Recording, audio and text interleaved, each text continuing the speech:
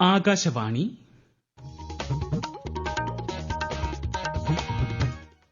നമസ്കാരം. പ്രാദേശിക വാർത്തകൾ വായിക്കുന്നത് അരവിന്ദ്.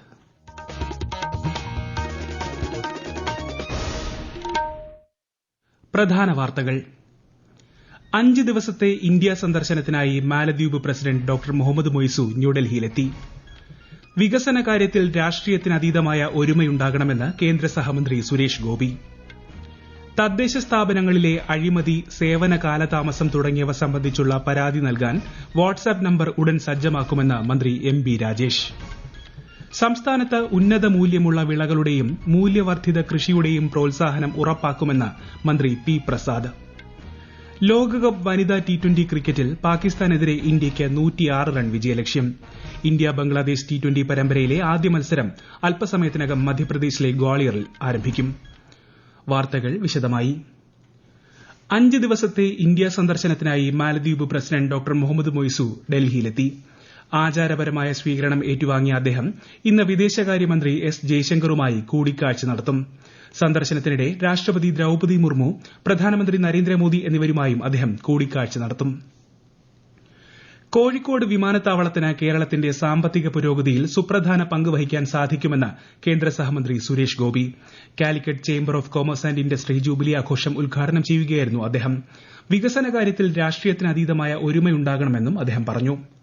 കേരളത്തിന്റെ എക്കോണമിയെ സംബന്ധിച്ച് കോഴിക്കോട് എയർപോർട്ടിനൊരു വലിയ പങ്ക് വഹിക്കാനുണ്ടെങ്കിൽ ആ പങ്ക് വഹിക്കുന്നതിനുള്ള പുതിയൊരു സ്റ്റേറ്റസിലേക്ക് നിങ്ങളുടെ പ്രവർത്തനം എന്ന് പറയുന്നത് നേരത്തെ പറഞ്ഞ ഒരു സ്വേച്ഛ സ്വാർത്ഥ വിചാരവുമില്ലാതെ അത് ഒരു നാഷണൽ ഫംഗ്ഷണറി ആയിട്ട് കൊണ്ടുവരുന്നതിന് വേണ്ടുന്ന എല്ലാ സംശുദ്ധമായ അന്തരീക്ഷങ്ങളും ഒരുക്കപ്പെടണം. സംസ്ഥാനത്ത് ഉന്നത മൂല്യമുള്ള വിളകളുടെയും മൂല്യവർദ്ധിത കൃഷിയുടെയും പ്രോത്സാഹനം ഉറപ്പാക്കുമെന്ന് മന്ത്രി പി പ്രസാദ്. കണ്ണൂർ കൃഷി വിജ്ഞാന കേന്ദ്രത്തിൽ നിർമ്മിച്ച ബയോ കൺട്രോൾ ലബോറട്ടറിയുടെ ഉദ്ഘാടനം നിർവഹിക്കുകയായിരുന്നു മന്ത്രി. വിളകളുടെ ഉൽപാദനക്ഷമത വർദ്ധിപ്പിക്കുന്നതിനോടൊപ്പം ഗുണമേന്മയുള്ള ഉൽപ്പന്നങ്ങൾ ഉണ്ടാക്കുന്നതിലും കൃഷിവകുപ്പ് പ്രത്യേക ശ്രദ്ധ ചെലുത്തുന്നുണ്ടെന്ന് അദ്ദേഹം പറഞ്ഞു. തിരുവനന്തപുരത്ത് പ്രവർത്തനം ആരംഭിച്ച കേരള ഗ്രോ ബ്രാൻഡ് ഷോറൂം എല്ലാ ജില്ലകളിലേക്കും വ്യാപിപ്പിക്കുമെന്ന് മന്ത്രി പി പ്രസാദ്. ഹോർട്ടികോർപ്പിന്റെ നേതൃത്വത്തിൽ സംഘടിപ്പിച്ച കണ്ണൂർ ജില്ലാ ഫാം ക്ലബ്ബ് വാർഷികവും കർഷക സംഗമവും ഉദ്ഘാടനം ചെയ്യുകയായിരുന്നു മന്ത്രി. കർഷകരുടെ ഉൽപ്പന്നങ്ങൾ മാത്രം വിൽക്കുന്നതിന് വേണ്ടിയുള്ള സ്ഥാപനമാണ് കേരള ഗ്രോ ബ്രാൻഡ് ഷോറൂം. തദ്ദേശ സ്ഥാപനങ്ങളിലെ അഴിമതി, സേവനങ്ങൾ ബോധപൂർവം വൈകിപ്പിക്കുന്നത് തുടങ്ങിയവ സംബന്ധിച്ചുള്ള പരാതി നൽകാൻ 15 ദിവസത്തിനുള്ളിൽ വാട്സ്ആപ്പ് നമ്പർ സജ്ജമാക്കുമെന്ന് മന്ത്രി എം ബി രാജേഷ്. ഈ നമ്പർ എല്ലാ തദ്ദേശ സ്ഥാപനങ്ങളിലും പ്രദർശിപ്പിക്കും. അഴിമതിക്കാർക്കെതിരെ കർശന നടപടി സ്വീകരിക്കും. വകുപ്പിന്റെ ആഭ്യന്തര വിജിലൻസ് നിരീക്ഷണം ശക്തമാക്കുമെന്നും മന്ത്രി സമൂഹമാധ്യമ പോസ്റ്റിൽ വ്യക്തമാക്കി. മുഖ്യമന്ത്രിയുടെ വസതിയിലേക്ക് സ്റ്റാഫ് അംഗങ്ങൾ എത്തുന്നത് സംബന്ധിച്ച് ചില മാധ്യമങ്ങളിൽ വന്ന വാർത്തകൾ തള്ളി മുഖ്യമന്ത്രിയുടെ ഓഫീസ്. മുഖ്യമന്ത്രി ഓഫീസിൽ പേഴ്സണൽ സ്റ്റാഫിനെ കാണുന്നതും പ്രൈവറ്റ് സെക്രട്ടറിയും പൊളിറ്റിക്കൽ സെക്രട്ടറിയും അടക്കമുള്ളവർ ഔദ്യോഗിക വസതിയിൽ എത്തുന്നതും സാധാരണമാണ്. ഇതിനെ ചുറ്റിപ്പറ്റി പരിശോധന നടത്താതെ വാർത്തകൾ സൃഷ്ടിക്കുന്നത് മാധ്യമ ധാർമ്മികതയ്ക്ക് നിരക്കുന്നതല്ലെന്നും ഓഫീസ് വാർത്താക്കുറിപ്പിൽ വ്യക്തമാക്കി. ഈ വാർത്തകൾ ആകാശവാണിയിൽ നിന്ന്. ആകാശവാണി വാർത്തകളും വാർത്താ അധിഷ്ഠിത പരിപാടികളും All India Radio News Thiruvananthapuram YouTube ചാനലിലും at All India Radio News Thiruvananthapuram Facebook പേജിലും AR News_ തിരുവനന്തപുരം ഇൻസ്റ്റഗ്രാം അക്കൌണ്ടിലും അറ്റ് AR News_TVM എക്സ് ഹാൻഡിലും ലഭ്യമാണ്. വനിതാ T20 ക്രിക്കറ്റ് ലോകകപ്പിൽ പാകിസ്ഥാനെതിരെ ഇന്ത്യയ്ക്ക് 106 റൺ വിജയലക്ഷ്യം. ഇന്ത്യയ്ക്കു വേണ്ടി അരുന്ധതി റെഡ്ഡി 3 വിക്കറ്റും മലയാളി താരം ആശാ ശോഭന 1 വിക്കറ്റും നേടി. ടോസ് നേടിയ പാകിസ്ഥാൻ ബാറ്റിംഗ് തിരഞ്ഞെടുക്കുകയായിരുന്നു. ഇന്ത്യ ബംഗ്ലാദേശ് T20 പരമ്പരയിലെ ആദ്യ മത്സരം അല്പസമയത്തിനകം മധ്യപ്രദേശിലെ ഗ്വാളിയറിൽ നടക്കും. 3 മത്സരങ്ങളാണ് T20 പരമ്പരയിലുള്ളത്. നേരത്തെ നടന്ന 2 മത്സര ടെസ്റ്റ് പരമ്പരയിൽ ഇന്ത്യ സമ്പൂർണ്ണ വിജയം നേടിയിരുന്നു. സൂപ്പർ ലീഗ് കേരള ഫുട്ബോളിൽ ഇന്ന് തിരുവനന്തപുരം കൊമ്പൻസ് കാലിക്കറ്റ് FCയെ നേരിടും. വൈകുന്നേരം 7:30 തിരുവനന്തപുരം ചന്ദ്രശേഖരൻ നായർ സ്റ്റേഡിയത്തിൽ കളി ആരംഭിക്കും. ശബരിമലയിൽ ഇത്തവണ സ്പോട്ട് ബുക്കിംഗ് ഉണ്ടാകില്ലെന്നും വെർച്വൽ ബുക്കിംഗ് വഴി ദിവസേന 80,000 ഭക്തജനങ്ങളെ പ്രവേശിപ്പിക്കാനാണ് തീരുമാനമെന്നും മന്ത്രി VN വാസവൻ പാമ്പാടിയിൽ മാധ്യമങ്ങളോട് സംസാരിക്കുകയായിരുന്നു അദ്ദേഹം. 80,000 ആകുമ്പോൾ ഒരു ദിവസം ശബരിമലയിൽ നമുക്ക് താങ്ങാവുന്നതിന്റെ 2 ലിമിറ്റ് വരികയാണ്.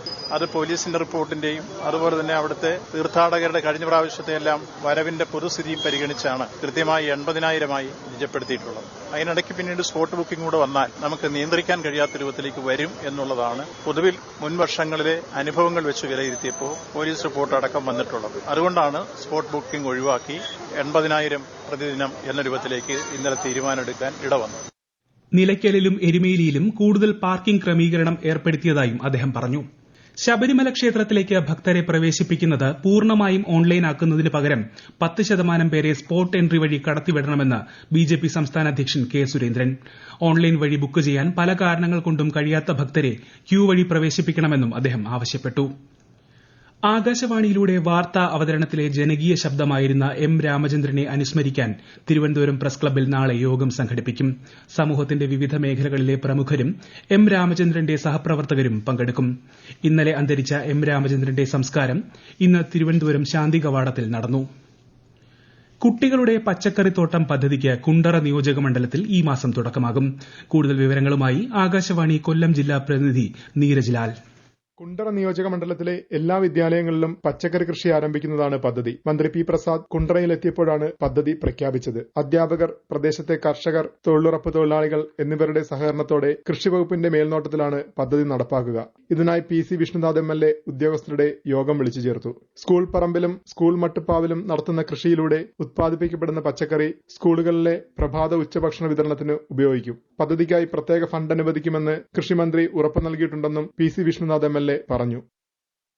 സംസ്ഥാനത്ത് മഴ ശക്തമാകുമെന്ന് കേന്ദ്ര കാലാവസ്ഥാ വകുപ്പ്.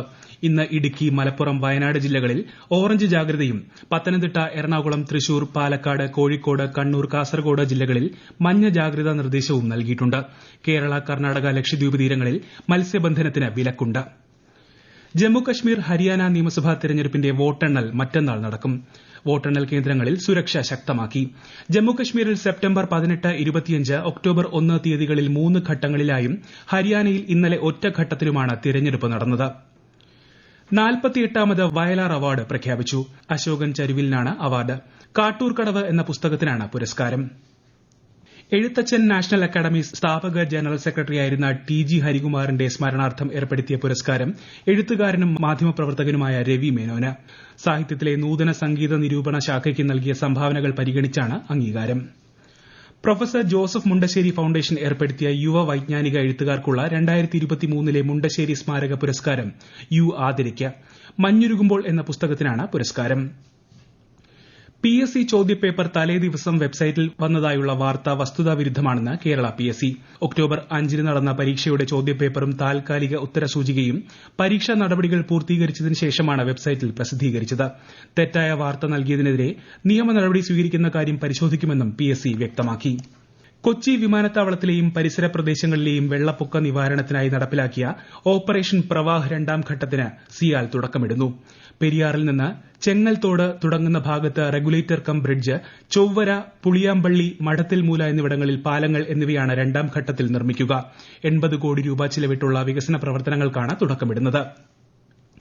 തിരുവനന്തപുരം ജില്ലയിൽ അമീബിക് മസ്തിഷ്ക ജ്വരം റിപ്പോർട്ട് ചെയ്ത ഉടൻ തന്നെ കളക്ടറുടെ നേതൃത്വത്തിൽ യോഗം ചേർന്ന് തുടർ നടപടികൾ സ്വീകരിച്ചതായി ജില്ലാ മെഡിക്കൽ ഓഫീസർ അറിയിച്ചു.